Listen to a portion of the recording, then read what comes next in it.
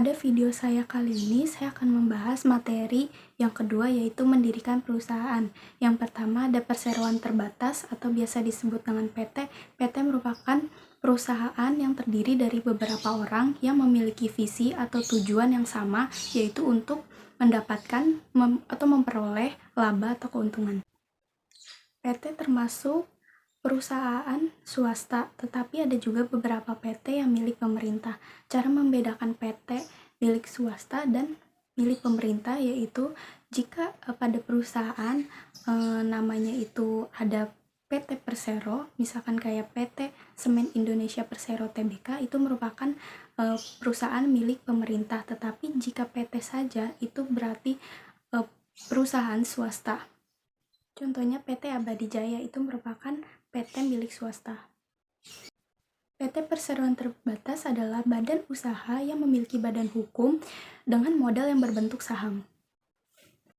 Lalu apa saja jenis-jenis perusahaan terbatas? Yang pertama itu jenis-jenis perusahaan terbuka. Perusahaan terbuka ini adalah perusahaan yang sahamnya dapat dimiliki oleh masyarakat luas melalui pasar modal. Contohnya seperti ada PT Telekomunikasi Indonesia Persero Tbk dan lainnya. Kedua, perusahaan tertutup. Perusahaan tertutup ini adalah perusahaan perseorangan terbatas yang sahamnya hanya dimiliki oleh kalangan tertutup. Contohnya seperti perusahaan keluarga. Misalkan ada perusahaan yang namanya Sinarmas Group, itu adalah perusahaan tertutup atau perusahaan keluarga. Dan juga ada Bakri Group. Bakri Group itu merupakan perusahaan tertutup atau perusahaan keluarga. Yang ketiga adalah jenis perusahaan perseroan kosong. Jenis perusahaan perseroan kosong ini adalah perusahaan sudah memiliki izin usaha atau perizinan lainnya, tetapi belum ada kegiatan pada perusahaan tersebut. Yang keempat ada PT asing. PT asing yang didirikan di luar negeri. Yang kelima ada PT perseorangan. Perusahaan perseorangan ini adalah saham yang dimiliki oleh hanya pada satu orang saja, dan direktur pada perusahaan ini adalah pemilik saham tersebut dan memiliki kekuasaan tunggal. Untuk mendirikan PT atau perusahaan, kita tidak boleh asal mendirikan saja, tetapi yang pertama harus memohon akte notaris agar PT diakui oleh pemerintah dan masyarakat umum. Data diantaranya yaitu nama penghadap, alamat penghadap, nama perusahaan, modal yang akan digunakan. Yang kelima adalah pengurusan perseroan terbatas. Yang kedua, yaitu didaftarkan ke Dinas Perekonomian. Untuk apa? Untuk memiliki izin tempat usaha atau biasa yang disebut dengan situ, yang berfungsi sebagai legalitas tempat usaha. Selain itu juga sebagai bukti adanya perizinan dari masyarakat atas didirikannya sebuah usaha. Yang ketiga, didaftarkan ke Kanwil Perindustrian atau Kanwil Perdagangan untuk mendapatkan izin usaha dengan mengisi formulir yang telah disediakan dan dilampiri akte, situ, surat izin tempat usaha, daftar alat-alat yang digunakan. Izin usaha dagang digolongkan menjadi 3. Yang pertama itu golongan C, itu usaha dagang kecil, golongan B untuk usaha dagang menengah, dan golongan A untuk usaha dagang besar. Penggabungan perusahaan dibagi menjadi 2, yaitu integral dan pararealisasi. Integral adalah bentuk penggabungan antara perusahaan yang dalam kegiatannya memiliki produksi berbeda. Kalau paralelisasi adalah bentuk penggabungan antara 2 atau lebih perusahaan yang bekerja pada jalur atau tingkat yang sama. Penggabungan ini bisa jadi untuk aliansi, strategi, atau menekan persaingan. Dalam penggabungan perusahaan, ada istilah-istilah yang harus kita ketahui. Yang pertama adalah holding company. Holding company adalah perusahaan yang berbentuk corporation yang menguasai sebagian besar saham dari perusahaan lain. Pada hal ini, status perusahaan lain akan menjadi anak perusahaan dan kebijakan perusahaan dipengaruhi oleh perusahaan induk atau holding. Terbentuknya holding company itu karena adanya akuisisi. Akuisisi ini adalah mengambil alih dan membeli perusahaan lain yang sudah lama berdiri. Karena perusahaan ini sudah lama berjalan dan sudah memiliki pasar atau langganan, maka akan lebih lancar jalan usahanya. Yang kedua, menyerahkan pemilikan perusahaan kepada satu perusahaan. Yang ketiga, melepaskan unit usaha menjadi perusahaan baru yang berdiri sendiri. Yang ketiga, mendirikan perusahaan baru. Faktor-faktor pendorong berdirinya holding company adalah masalah perencanaan pajak. Yang kedua, bisnis sinergi. Dengan adanya anak-anak perusahaan yang saling bekerja sama sehingga akan menimbulkan sinergi yang luar biasa dan bisa mendapatkan dan bisa mendatangkan keuangan. Yang ketiga, aliansi strategis. Yang keempat, pemupukan modal. Pemupukan modal akan lebih mudah terlaksana karena banyaknya anak perusahaan yang dikuasai. Kartel yaitu bentuk kerjasama perusahaan yang didasarkan atas perjanjian bersama untuk mengurangi persaingan. Bentuk kartel ini juga bermacam-macam, yaitu ada kartel harga untuk penetapan harga minimum dari produk yang telah dihasilkan. Kartel ini mencakup daerah regional ataupun internasional. Contohnya penetapan harga jual beli pokok, penetapan harga sewa kamar hotel. Yang kedua adalah kartel produksi, yaitu menetapkan jatah produksi untuk anggota-anggota. Jika produksi lebih dikenakan denda, jika produksi kurang akan diberikan subsidi.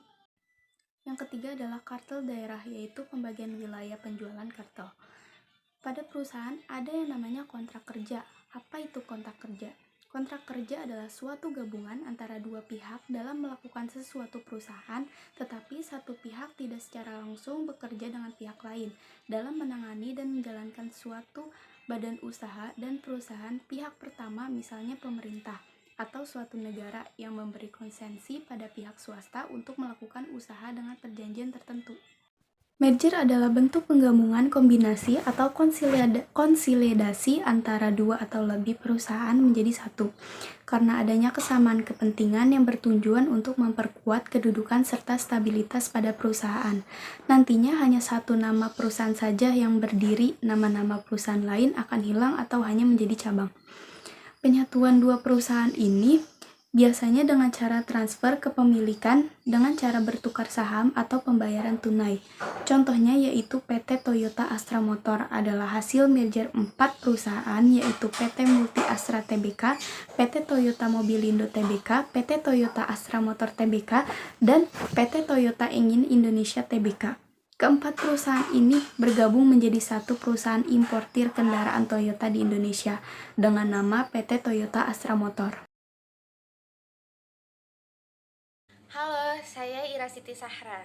Di sini saya akan membahas mengenai produksi dan manajemen produksi. Produksi adalah suatu kegiatan yang dilakukan menggunakan orang dan mesin untuk mengubah material menjadi barang yang dapat dijual. Sedangkan proses produksi adalah suatu kegiatan yang dilakukan untuk menciptakan barang atau jasa dengan memanfaatkan faktor-faktor produksi yang dimiliki. Di dalam produksi terdapat manajemen produksi. Manajemen produksi adalah pekerjaan mengendalikan seluruh kegiatan agar kegiatan tersebut berjalan sesuai dengan yang direncanakan. Di dalam produksi juga terdapat perencanaan dan penambahan kegunaan. Yang pertama ada faedah bentuk. Contohnya adalah rotan yang diproses dan dibentuk menjadi tas. Yang kedua itu ada faedah waktu, contohnya adalah jasa pergudangan yang digunakan sebagai tempat penyimpanan barang. Yang ketiga adalah faedah tempat, contohnya adalah jasa transport. Dan yang keempat ada faedah milik, contohnya adalah pemindahan hak milik dari pedagang kepada pembeli. Lalu di dalam produksi juga terdapat cara untuk mengelola produk. Yang pertama ada proses ekstraktif.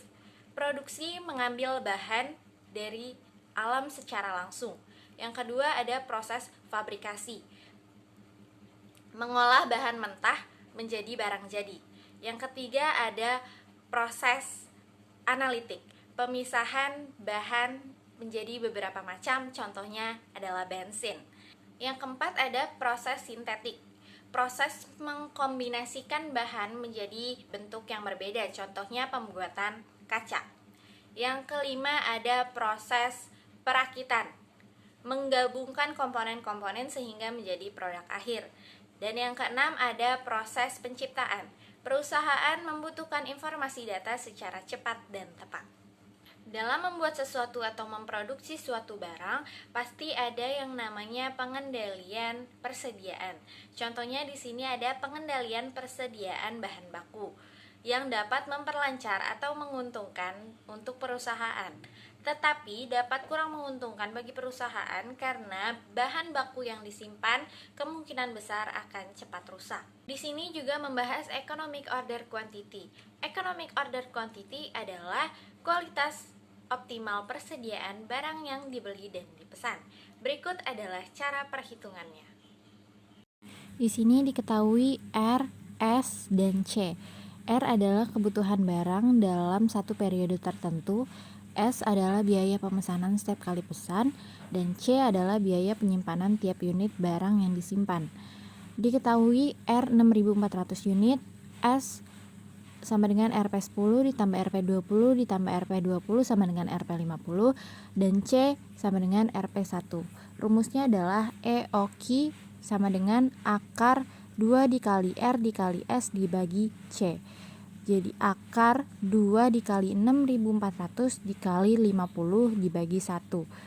Akar 640.000 sama dengan 800 unit. Sebelumnya saya akan menjelaskan apa yang dimaksud dengan lead time, safety stock, dan ROP.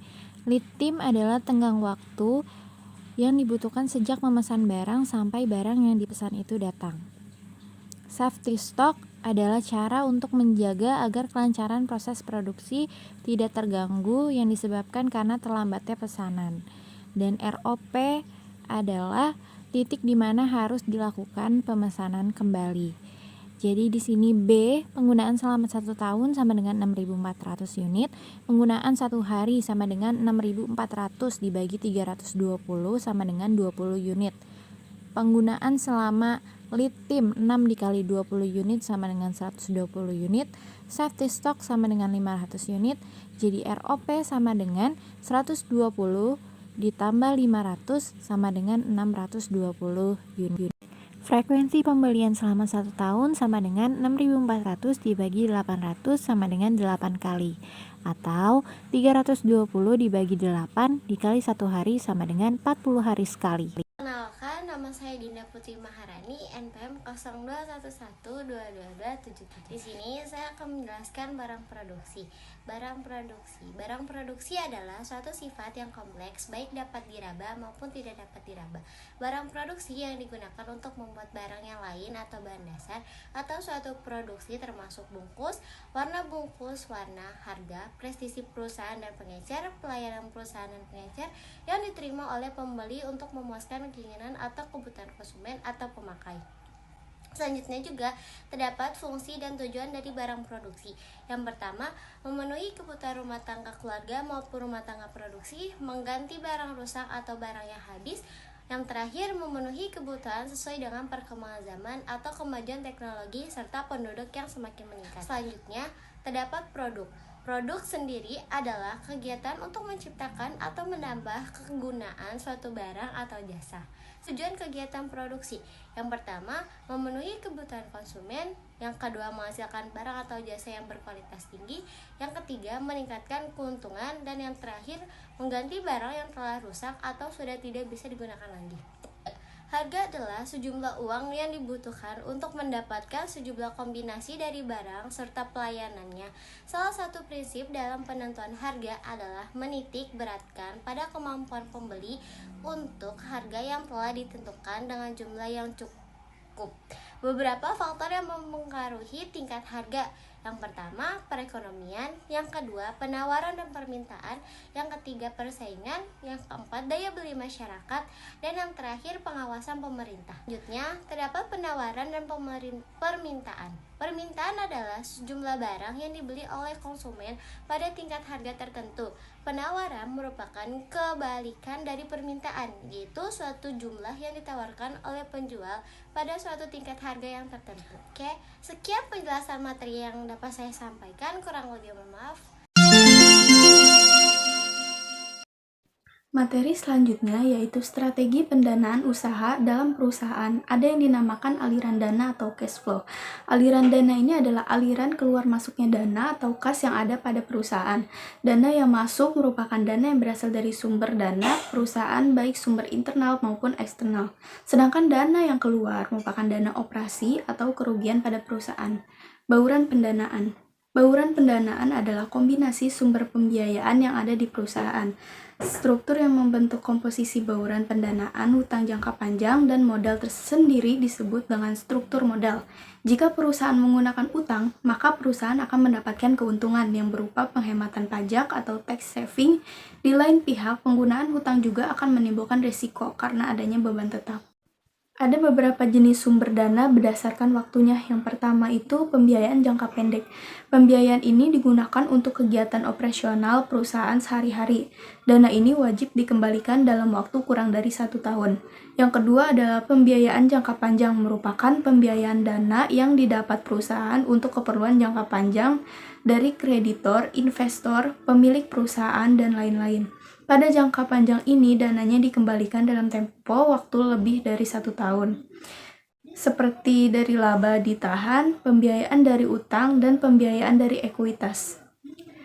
Tidak selamanya suatu perusahaan itu terus-menerus memiliki dana yang cukup untuk membiayai segala kegiatan operasional perusahaan. Karena itulah mereka mencari dana lain untuk penyuntikan perusahaan. Terdapat beberapa jenis pendanaan dalam perusahaan. Yang pertama, dana investor merupakan sumber dana yang didapat dari pihak eksternal yang tertarik berinvestasi pada bisnis atau usaha yang sedang atau akan dijalankan. Dana investor ini berupa pinjaman perusahaan, investasi langsung, kerjasama, investasi, ataupun pembelian saham. Yang kedua, dana supplier merupakan sumber dana yang tidak secara langsung terlihat sebagai fisik uang. Namun, sumber dana dari supplier berupa fasilitas tempo pembayaran yang lebih panjang. Sumber dana supplier biasanya terjadi jika sudah terdapat kepercayaan yang besar kepada konsumennya. Yang ketiga, dana lembaga keuangan, contohnya seperti bank ataupun lembaga-lembaga pembayaran lainnya. Dalam kriteria risiko, maka keempat sumber dana dikelompokkan menjadi: yang pertama, low risk atau dana internal. Yang kedua, low medium risk, dana supplier. Yang ketiga, medium atau dana lembaga keuangan. Yang keempat adalah medium high risk, dana investor berupa saham dan investasi. Selanjutnya adalah sumber-sumber pendanaan usaha. Sumber dana ini adalah yang bisa menyediakan modal untuk usaha. Yang pertama itu menggunakan dana pribadi. Pada dana ini berasal dari tabungan pribadi, deposito, atau menjual barang-barang pribadi. Pada dana ini kita tidak perlu dikenakan beban bunga lagi karena dananya dari tabungan kita sendiri. Yang kedua, dana sistem gadai dapat diperoleh dengan menggadaikan barang maupun surat berharga ke lembaga formal maupun non-formal, misalkan rumah gadai. Namun, keterbatasan pada sistem ini pada jumlahnya yang terbatas dan jangka waktu pinjaman yang relatif pendek. Yang ketiga, pinjaman kepada non-formal dana. Dana yang satu ini bisa didapatkan dari arisan keluarga, arisan pertama teman, atau caranya sederhana tetapi jangka waktu peminjaman relatif pendek. Yang keempat, bermitra atau berpartner. Cara ini dapat digunakan dengan menggunakan investor untuk memodali usaha. Yang kelima itu ada hibah. Kita dapatkan dana dari perusahaan atau lembaga yang mempunyai program pengembangan kewirausahaan. Dana jenis ini tergolong sangat murah tetapi persaingannya untuk memperoleh sangat ketat. Yang keenam, pinjaman ke lembaga non-bank, misalnya meminjam ke koperasi simpan pinjam atau BPR. Pada non-bank ini nilai pinjaman juga bisa dinegosiasikan, demikian juga dengan jangka waktu peminjamannya. Namun kekurangannya, bunga yang ditawarkan lebih tinggi. Bila ingin meminjam di koperasi, peminjaman harus menjadi anggotanya terlebih dahulu. Yang ketujuh, pinjaman ke bank. Yang ke-8, pasar modal, dengan cara menerbitkan surat hutang dan ditawarkan ke publik melalui pasar modal. Adapun cara untuk mendapatkan pendanaan modal kerja antara lain, yang pertama itu dari perbankan. Sebelum kita mengajukan peminjaman kepada pihak bank, kita harus terlebih dahulu mempersiapkan data-data yang diperlukan. Berkas yang diperlukan antara lain data legalitas badan usaha, data keuangan, data jaminan, data kontrak kerja, sama jangka panjang dengan pihak tertentu. Yang kedua, profit sharing atau bagi hasil dengan para investor. Penawaran bagi hasil ini apabila disepakati oleh kedua belah pihak, lalu dibuat perjanjian yang disahkan oleh notaris agar tidak terjadi kendala seiring berjalannya waktu. Yang ketiga adalah credit supplier, melakukan kerjasama antara BUMDes atau biasa disebut dengan badan usaha milik desa sebagai peminjam dana berupa bahan baku dengan supplier tertentu. Pembayarannya secara sistem kredit dengan dana yang berasal dari keuntungan hasil penjualan proyek. Yang keempat, setoran pemupukan modal. Para pemegang saham memberikan suntikan atau penambahan modal. Yang kelima adalah penawaran saham. Nama saya Karina Salsabila dengan NPM 0211222275. Di sini saya akan membahas tentang bisnis modern. Jadi, bisnis modern adalah kegiatan atau usaha yang dilakukan oleh perusahaan atau pemerintah atau individu dan keluarga dalam bidang industri dan perdagangan, jasa untuk mencari laba. Pelaksanaan bisnis di Indonesia ada yang pertama perusahaan swasta, yang kedua BUMN atau badan usaha milik negara, yang ketiga ada koperasi, yang keempat ada individu, yang kelima ada rumah tangga, yang keenam perusahaan asing. Pengusaha entrepreneur adalah orang-orang yang mampu menciptakan bisnis atau usaha.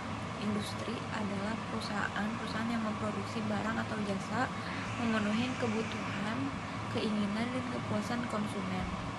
Industri dibedakan menjadi dua bagian, yaitu satu, industri manufaktur adalah perusahaan yang mengolah bahan baku atau bahan mentah menjadi barang setengah jadi atau barang jadi yang mempunyai nilai tambah bagi konsumen. Yang kedua ada industri jasa, adalah perusahaan-perusahaan individu pemerintah yang menawarkan produk yang tidak berwujud tapi dapat dirasakan manfaatnya oleh konsumen. Jasa adalah suatu produk atau suatu kegiatan yang tidak berwujud yang ditawarkan oleh perusahaan kepada pihak konsumen yang tidak mengakibatkan kepemilikan bagi pemakainya. Perusahaan adalah badan usaha yang memproduksi suatu barang atau jasa tertentu untuk memenuhi kebutuhan, keinginan, dan kepuasan konsumen. Macam-macam kegiatan bisnis, memproduksi barang dan jasa, perdagangan ekspor impor, pengangkutan dalam dan luar negeri, pengiriman barang keluar dan dalam negeri seperti tiki, ada tempat hiburan, telekomunikasi atau informasi seperti Telkomsel, Indosat, ada pendidikan, perhotelan, dan lain-lain. Ada 6 sistem perekonomian yang pernah ada di dunia. 1. Merkantilisme. Dalam merkantilisme, negara berusaha mendapatkan emas sebanyak-banyaknya melalui perdagangan luar negeri. Pelopor paham ini Quesnay 1794, yaitu Physiocratisme. Yang kedua ada kapitalisme. Dalam sistem perekonomian ini, seseorang bebas untuk memiliki kekayaan, memiliki perusahaan, bersaing secara bebas dalam pasar, dan seseorang bebas memilih dan mendapatkan barang atau jasa yang diinginkan. Komunisme. Dalam sistem perekonomian komunisme, peran pasar untuk menentukan arah produksi ini hampir tidak ada. Yang keempat ada fasisme. Di samping merupakan bentuk pemerintahan diktator, fasisme juga merupakan bentuk perekonomian. Yang kelima ada sosialisme. Di negara-negara yang menganut paham sosialisme, pemerintahannya bersifat demokrasi. Dalam bidang perekonomian, pemerintah secara tidak langsung mendorong kegiatan ekonomi dengan merencanakan anggaran, belanja, sistem perpajakan, ekspor. Yang keenam ada demokrasi ekonomi. Perekonomian Indonesia cenderung menuju sistem perekonomian sosialis, tetapi dengan mendasarkan diri pada Pancasila dan UUD 1945 pasal 23, 27, 33, dan 34, UUD 1945 menjadi ciri dari penerapan demokrasi ekonomi Indonesia. Pelaku dalam bisnis perusahaan. 1. Ada pemilik, adalah orang yang menginvestasikan uangnya dalam suatu kegiatan bisnis dengan maksud untuk memperoleh keuntungan dari uang atau modal yang ditanamkan tersebut. Yang kedua ada manajer, yaitu orang yang bertanggung jawab terhadap kinerja kerja ini. Nah, ada juga tenaga kerja adalah individu yang menawarkan keterampilan dan kemampuan untuk memproduksi barang dan jasa agar perusahaan dapat meraih keuntungan, dan untuk itu individu tersebut akan memperoleh upah atau gaji. Konsumen adalah individu atau bisnis yang membeli produk atau jasa yang dihasilkan oleh suatu perusahaan untuk pemakaian pribadi. Sumber-sumber ekonomi, tanah dan sumber daya alam, tenaga kerja, modal, skill. Tujuan perusahaan untuk tujuan sosial. Perusahaan diharapkan untuk memperhatikan keinginan investor, karyawan, penyediaan, faktor-faktor produksi maupun masyarakat luas. Lingkungan terdiri dari lingkungan umum atau eksternal, yaitu dibedakan menjadi eksternal makro. Ada politik stabilitas, perekonomian negara, hukum atau peraturan, perundang-undangan, sosial budaya, nilai-nilai yang berlaku di masyarakat, perekonomian, pendidikan, teknologi untuk menghasilkan barang-barang yang berkualitas, demografi, jumlah penduduk. Ada juga eksternal mikro, supplier, pemasok, kelancaran produksi, konsumen, para pelanggan, pesaing atau rekan usaha. Ada lingkungan khusus internal, yaitu ada tenaga kerja, peralatan, mesin, permodalan, sistem informasi, dan administrasi. Firma adalah bentuk badan usaha yang didirikan oleh beberapa orang dengan menggunakan nama bersama atau satu nama digunakan bersama. Dalam firma semua anggota bertanggung jawab. Bila perusahaan mengalami kerugian yang ditanggung bersama, kalau perlu dengan seluruh kekayaan pribadi mereka. Ada kelebihan firma, yaitu satu, prosedur pendirian relatif mudah. Yang kedua, mempunyai kemampuan finansial yang lebih besar karena gabungan modal yang dimiliki oleh beberapa orang tersebut. Ada juga kelemahan firma, yaitu utang-utang perusahaan ditanggung kekayaan pribadi. Yang kedua, kelangsungan hidup perusahaan tidak terjamin. Sebab kelangsungan hidup perusahaan tidak terjamin, sebab bila salah satu anggota keluar, maka firma pun bubar. Ada juga PT. PT adalah suatu badan usaha yang mempunyai kekayaan, hak, serta kewajiban sendiri yang terpisah dari kekayaan hak serta kewajiban para pendiri maupun para pemilik. Sifat PT ada PT terbuka, saham-sahamnya boleh dimiliki oleh setiap orang atau sahamnya atas tunjuk. Ada PT tertutup, sahamnya hanya dimiliki oleh orang-orang tertentu atau keluarga. PT kosong, sudah tidak menjalankan kegiatannya lagi, tinggal namanya saja. Ini disebabkan karena tidak dapat melunasi hutang-hutang tanpa harus menjual semua sahamnya. Jenis-jenis saham, ada saham biasa, common stock, yaitu saham yang tidak mempunyai kelebihan hak dari saham yang lainnya. Artinya para pemilik akan memperoleh dividen hanya apabila perusahaan laba. Ada yang kedua, saham preference stock. Saham ini preferensi atau hak istimewa. Yang ketiga, saham pembagian kekayaan yang didahulukan. Maksudnya para pemegang saham preferen ini mempunyai suatu hak untuk memperoleh pembagian kekayaan perusahaan terlebih dahulu dari pemegang saham biasa pada saat perusahaan dilikuidasikan. Tetapi di samping itu, para pemegang preferen tidak mempunyai hak suara di dalam rapat umum pemegang saham RUPS. Halo, Assalamualaikum warahmatullahi wabarakatuh. Perkenalkan, nama saya Cindy Kapitasari dengan NPM 0211222240. Nah, di sini saya akan menjelaskan bagian yaitu meningkatkan keunggulan kompetitif. Nah, dengan meningkatkan keunggulan kompetitif, perusahaan juga harus mengikuti berevolusi secara fleksibel dengan mengikuti teknologi yang perkembangan yang ada.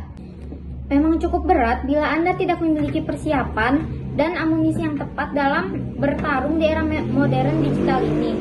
Dalam situasi sekarang, tidak ada kata terlambat untuk memperbaikinya. Nah, perkembangan bisnis pun akan menjadi sangat kental karena dipengaruhinya oleh teknologi yang semakin canggih. Ini pun memudahkan kita dalam komunikasi dan orang lain pun tanpa peduli jarak dan waktunya. Melakukan perubahan kultur dari teknologi tradisional ke teknologi modern memang tak semudah membalikan telapak tangan. Tapi bukanlah hal yang tak mungkin dilakukan untuk sekarang. Yang dimaksud transportasi teknologi bukan hanya sekedar inovasi yang Anda lakukan, namun juga tentang bagaimana implementasi inovasi teknologi tersebut. Pertama, apakah inovasi tersebut memberikan keunggulan kompetitif atau perusahaan? Nah, yang kedua, apakah inovasi tersebut dapat dengan diadaptasikan dengan mudah? Yang ketiga, atau malah menyulitkan perusahaan dalam mengintegrasikan teknologi baru tersebut. Nah, untuk selanjutnya, Anda juga harus memikirkan faktor yang tak kalah penting, perilaku pelanggan. Banyak pelanggan yang mengharapkan perusahaan untuk lebih sadar teknologi dan mengharapkannya untuk interaksi yang lebih mudah dan respon yang cepat. Teknologi dan informasi dari cloud memungkinkan perusahaan untuk berkembang dengan lebih fleksibel terhadap perusahaan yang terjadi dalam bisnis, baik secara internal maupun eksternal. Fitur inilah yang tidak dimiliki oleh sistem teknologi lama, di mana perusahaan masih sangat bergantung pada hardware dan server lokal. Perlu digarisbawahi, cloud computing memiliki fitur update otomatis sehingga Anda akan selalu mendapatkan versi terbaru dari sistem operasi dan sistem keamanan yang telah sesuai dengan berbagai standar internasional seperti COC dan ISO NIC. Untuk selanjutnya, ada perbedaan teori unggulan komparatif dan kompetitif. Dalam dunia bisnis ada istilah teori keunggulan komparatif dan teori keunggulan kompetitif. Keduanya memiliki makna yang berbeda. Keunggulan komparatif adalah keunggulan yang dimiliki perusahaan atau organisasi setelah membandingkannya dengan perusahaan atau organisasi lain. Untuk sementara itu, keunggulan kompetitif adalah kemampuan perusahaan atau organisasi untuk mengatur strategi sehingga membuatnya berbeda pada posisi menguntungkan dibandingkan perusahaan atau organisasi lain. Untuk teori keunggulan komparatif, tiap individu, perusahaan maupun negara memiliki keunggulan komparatif. Ini merupakan kemampuan menghasilkan barang atau jasa dengan biaya yang lebih rendah daripada yang dikeluarkan oleh pesaing. Nah, dengan kondisi tersebut, perusahaan bisa menjual barang atau jasa dengan harga yang lebih murah. Keunggulan komparatif juga membuat pebisnis dapat menyadari margin penjualannya. Biaya operasional merupakan faktor yang cukup menentukan dalam sebuah proses produksi. Ada yang menyebut bahkan jika pengeluaran sebuah proses produksi, ada yang menyebut bahwa jika pengeluaran operasional lebih besar, maka hasil yang dapat didapatkan pun akan lebih besar. Faktanya, jumlah pengeluaran berupa biaya operasional atau modal tidak selalu sejalan dengan hasilnya. Teori keunggulan komparatif didahului oleh adanya teori absolut. Kelemahan teori keunggulan absolut adalah tidak dapat membantah argumen ASI mengenai negara yang tetap dapat melakukan penjualan meskipun tak mempunyai keunggulan absolut terhadap produknya. Nah, teori keunggulan komparatif menjadi pelengkap atau revisi atas teori sebelumnya. Argumentasi yang ditawarkan adalah bahwa diefisiensi tetap bisa dilakukan dalam industri guna menambahkan jumlah produksi. Hal ini bisa terjadi meskipun industri tersebut tak memiliki keunggulan absolut. Pengaruh teori keunggulan komparatif sangat terasa ketika negara melangsungkan perdagangan internasional. Langkah yang perlu dilakukan adalah spesialisasi produk agar dapat berhasil. Selain itu, produk yang diekspor harus disertai dengan keunggulan komparatif. Teori keunggulan kompetitif. Nah, agar unggul dari sebuah perusahaan lain, sebuah perusahaan perlu memiliki strategi yang mumpuni. Ada berbagai hal yang perlu diperhatikan mulai dari sumber daya manusia, kinerja, hingga pengelolaan produksinya. Kemampuan perusahaan yang dapat mendongkrak kinerja hingga lebih baik agar dari kompetitornya disebut sebagai keunggulan kompetitif. Caranya adalah dengan mengolah sumber daya yang dimiliki sebaik mungkin. Keunggulan kompetitif perusahaan dapat diukur dari mutu yang baik, saluran distribusi yang lancar, produk terkirim lebih cepat, atau merek yang lebih terkenal. Konsep mengenai keunggulan kompetitif pertama kali diungkap oleh Michael E. Porter pada 1985. Menurutnya, inti dari kinerja sebuah perusahaan di tengah kompetisi bisnis adalah keunggulan kompetitifnya. Keunggulan kompetitif juga mengacu pada kemampuan perusahaan untuk melakukan atau memiliki sesuatu yang sebelum dihendaki oleh kompetitor. Untuk itu, perusahaan harus menerapkan strategi tertentu demi meningkatkan kinerja setiap saat. Ada beberapa manfaat keunggulan kompetitif bagi perusahaan, yaitu meningkatkan kekuatan tim dan memengaruhi peluang di antara kompetitor yang lebih unggul lainnya. Ada beberapa hal yang bisa dilakukan oleh perusahaan agar memiliki keunggulan kompetitif, yaitu overall low cost leadership. Perusahaan harus menjadi produsen yang memiliki efisiensi dengan tingkat lebih tinggi. Strategi low cost ini contohnya membangun fasilitas secara agresif tetap dengan skala yang lebih efisien. Perusahaan juga dapat mengurangi berbagai biaya yang harusnya dikeluarkan atau semua kegiatan operasional yang dilakukan. Adapun differentiation adalah bentuk menampilkan diri sebagai produsen yang menawarkan biaya lebih rendah tetapi memiliki keunikan produk. Dengan demikian, produk yang dihasilkan dapat dibedakan dengan produk sejenis yang telah beredar di pasar. Ada beberapa karakteristik yang membedakan suatu perusahaan dengan perusahaan lain, yaitu teknologi, fitur, layanan pelanggan, prestisi, serta brand image. Dan inovasi berbagai hal ini dapat dioptimalkan untuk memilih perhatian calon pembeli. Selanjutnya ada fokus. Selanjutnya, perusahaan harus bisa fokus dengan memilih segmen unggulan. Dengan demikian akan lebih mudah untuk menentukan strategi saat melayani segmen yang dituju. Dengan memiliki fokus, perusahaan dapat melakukan eksploitasi pada pasar. Jadi, keunggulan komparatif dan keunggulan kompetitif memiliki perbedaan yang cukup nyata. Hal ini terlihat dari kemampuan perusahaan untuk bersaing dengan perusahaan lain untuk meraih keunggulan dari target pasar yang dituju. Contoh keunggulan komparatif. Keunggulan komparatif adalah prinsip utama yang perdagangan internasional itu menjelaskan mengapa perdagangan bebas akan manfaat dari negara yang terlibat. Katakanlah dua negara, Indonesia dan Malaysia, menggunakan tenaga kerja sebagai input untuk menghasilkan dua barang kain dan sepatu. Asumsikan upah di kedua negara adalah sama dan jumlah produksi kain dan sepatu per jam untuk masing-masing adalah sebagai berikut. Ada dari dua negara, Indonesia dan Malaysia. Dari Indonesia, kain memiliki 100 dan sepatu 120. Malaysia untuk kain 90, sepatu 80.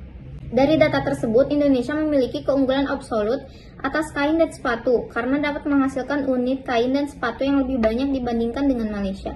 Per jam, Indonesia dapat menghasilkan 100 kain dan 120 sepatu, sedangkan untuk jumlah waktu yang sama, Malaysia yang hanya dapat memproduksi 90 kain dan 80 sepatu. Oleh karena itu, menurut teori keunggulan absolut, Indonesia dan Malaysia seharusnya tidak berdagang satu sama lain. Indonesia memiliki keunggulan absolut atas kedua jenis produk. Tapi, jika kita menggunakan keunggulan komparatif, kedua negara harusnya berdagang. Di bawah teori ini, perdagangan keduanya saling menguntungkan jika masing-masing fokus pada produk yang memiliki biaya peluang terendah.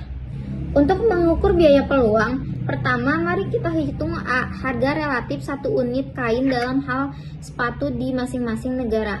Hasilnya adalah yaitu untuk kain 1,2 atau 120 per 100. Untuk Malaysia 0,89 atau 80 per 90.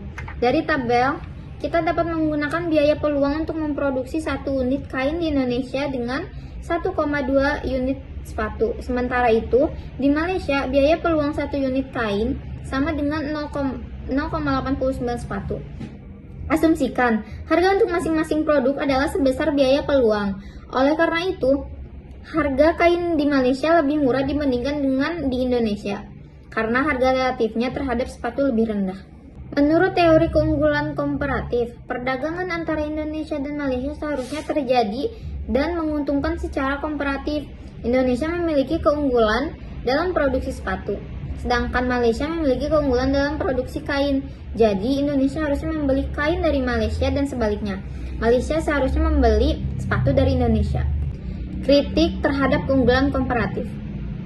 Kritik terutama tentang beberapa asumsi dalam model Richard D. Pertama, produksi dan perdagangan tidak hanya melibatkan dua barang dan dua negara.